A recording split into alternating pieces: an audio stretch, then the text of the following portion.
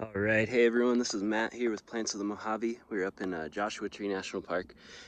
Just after some monsoon rains and it is going off, I found a really beautiful patch of Abronia right here, these sand Abronias. I'm not sure which species it is, but super pretty. Can't remember the family.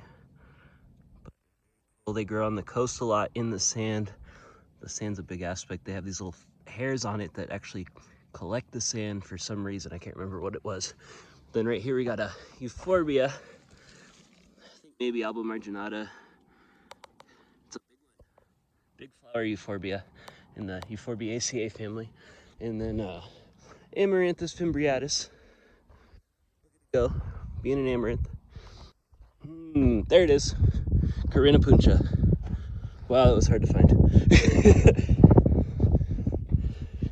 But yeah, so it grows low to the ground like this.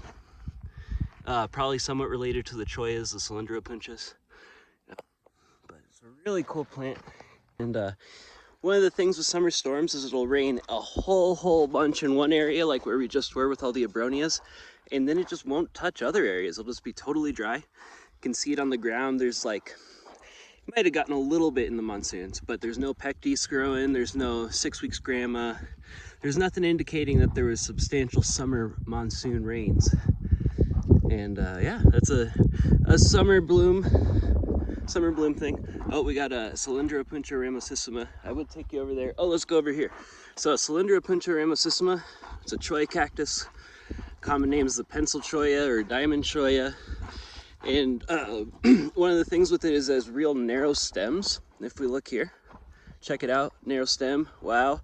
So normally cholla stems are a lot thicker. With cacti, they want to have, their whole goal is to maximize water storage capabilities and minimize surface area for water evaporation. So when you have narrower stems than other chollas, you're not able to store quite as much water, and you're also going to have more surface area for evaporation. So what the pencil cholla does is it grows very deep roots.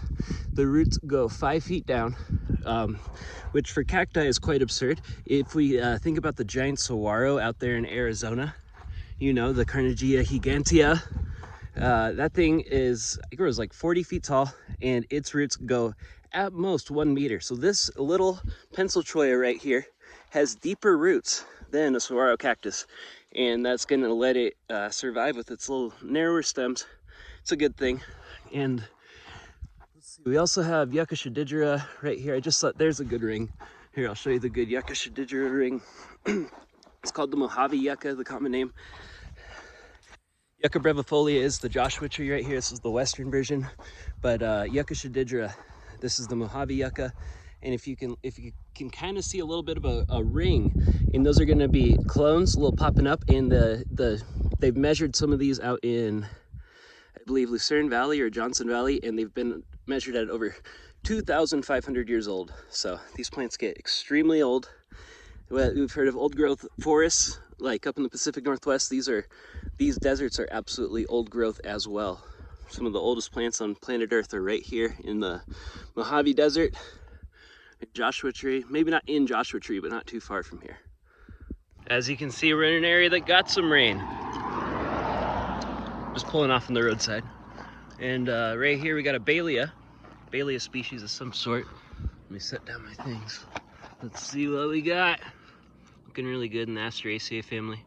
Very nice, very nice. This is the 6 weeks grama, Botrulea something like that. But it 6 week grama only pops up in the summertime after monsoons. And if the common name is right, that means it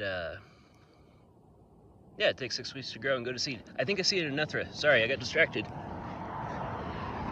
Do we see it? Is this an Anethra? What is this thing? Maybe it's like a bear poppy? I don't know. I think Anethra's probably right. There really are a lot of flowers going on. We got golden bush of some sort. Oh, Ericameria. Oh my goodness, look at these bugs. Look at them go. These gray beetles, what are they? Going to town in this Ericameria, golden bush in the Asteraceae family. There's so many Ericamerias, there's so many species, and then subspecies and everything. Okay, we're a little lower in elevation now, and yeah, We still got the Yucca schidigera. We also got some creosote mixed in. The creosote you don't see up very high, so that's kind of how I'm going with that. We're at a lower elevation, and we got some spiny Senna armata, doing really good right now. Real pretty flowers in the Fabaceae family, and then they got their fruits going right here. Check it out, there's the fruits. Okay, here we got a silver cholla. I thought it was a Cylindropuntia bigellovii because it's so thick. Maybe it's Chuckwellensis, it could be. But yeah, I definitely don't think it's bigellovii. And then we have Simondia chinesis, the jojoba bush. And these make nuts that make some sort of oil, jojoba oil. I'm not sure what you use it for. Doing okay. Can't remember the family. But then we also have Acacia greggii, also in the Fabaceae family.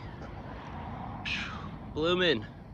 It's blooming kinda. It's enjoying the summer rain, the summer monsoon. That's pretty good. It is I believe this is also a phreatophyte, which means it has a big old taproot that goes down into the groundwater. So this is the acacia, this is the creosote, the Larrea tridentata. One of the most important plants in the desert, in the Mojave Desert. It showed up right around when the deserts formed, 12,000 years ago, at the end of the Pleistocene, end of the last ice age. We had a pretty quick, pretty rapid global heating event that caused the deserts to form. And yeah, somehow Larrea tridentata showed up around that time, and there's been one living in Johnson Valley for 11,700 years. So basically when the plant showed up. Okay, we are at basically the edge of the Sonoran in the Mojave Desert. We got a nice patch of Cylindropuntia bigellovii right over there. Check them out. But first, I want to show you a little funastrum with a very cool looking caterpillar. Let's see how long he'll let me look at him. Let's go look at the jumping cholla. Jumping cholla. Oh, there's a little bird's nest right there. I believe there's a certain bird that makes its nest in these cholla, maybe like a cactus wren or something. But here's we go. Check it out. So these are the stems that jump off and land on you and get stuck to your shoe. Here, let's see.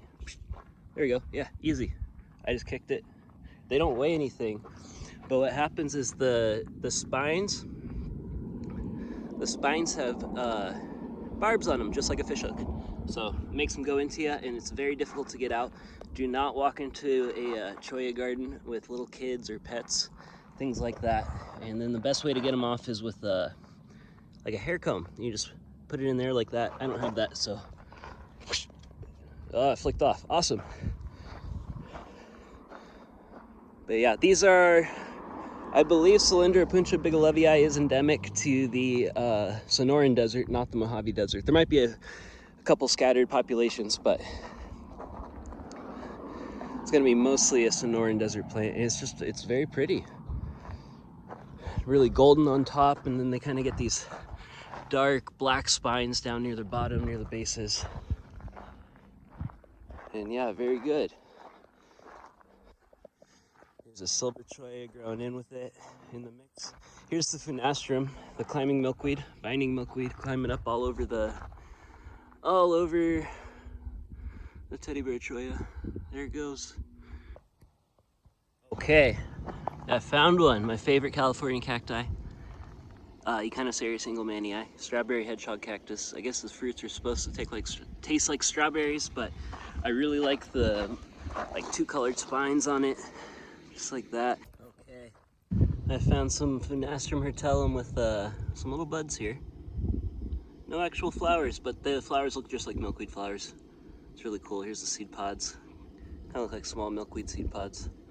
But we are in the cholla garden right here. And this is the Sonoran Desert. I've been seeing a lot of Condia emorii, desert lavender. That's very much a Sonoran Desert plant.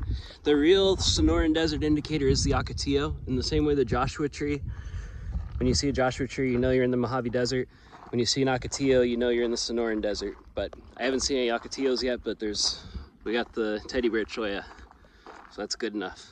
Yeah, let's get in there and look close. It has red flowers. It's not blooming with the summer rains, but normally has the red flowers for the hummingbirds. It's drought deciduous, and it can pop on these leaves very, very, very quickly. Look at these new spines coming in. Wow. It looks like the spine tips have leaves on them. So these leaves were probably grown during these monsoons. It probably shed the leaves that it grew over winter already for the drought deciduousness, and then really quickly after it rains, it'll pop in. They have these really big thorns. And yeah, when it's super dry out, the ocotillos just kind of look like a bunch of sticks popping out of the ground, not doing much. But when they do get the rain, they get all fluffy and nice. And yeah, there's a Puntia basilaris over here that is looking very healthy with all this rain. A big boy cactus. Right here. Puntia basilaris. This is one of the favorite foods of the desert tortoise. They'll take a big chomp out of it. And the Puntia basilaris have these little spines called glaucids that get stuck in your finger really easy. And the desert tortoise, it doesn't mind at all. It'll just take a big bite out of it. The glaucids won't get stuck in it or something. I don't know. Don't know how it does it.